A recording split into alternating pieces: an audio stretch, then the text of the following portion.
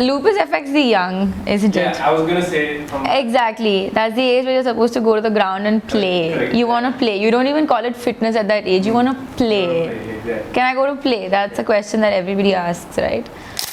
With lupus, sunlight is an absolute no. And even if there's no sunlight, there can still be UV rays. I was 14 or 15 and I went for a camp. Was very excited. But I was told strictly no sunlight, no sunlight. And I said, okay. But everybody was taking this photograph.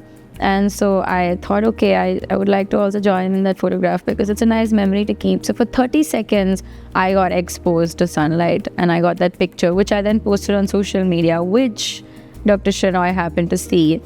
And then he caught me.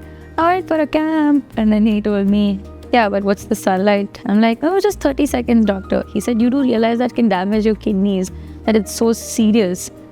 A no is a no. And I was just so shocked and shattered as a child. I was like, I can't even go 30 seconds under the sun for a photograph. That's cruel. And I mean, before I even realized, I was just like tearing up. And then he said, I'm so sorry that this is what it is. But there are other things you can do. You can play indoor sports. You can have more of a nightlife in that sense, like that's another option. So I think fear and paranoia is not the solution, but fitness and movement is excellent for lupus. And just like they give you a nutritional guidelines, they always tell you keep active, go for walks, things like that. But always understand you need to do what is best for your situation. But there's one thing that's common for every lupus patient out there is zero sunlight, zero UV ray.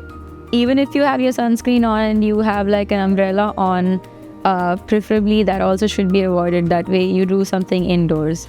Coming to the crux of what I'm trying to say is for different stages of your illness, for different situations you're in, if you're having a day job, you're having a night job, or a place where you're living, all of these things are going to dictate the kind of the movement and physical activity you have.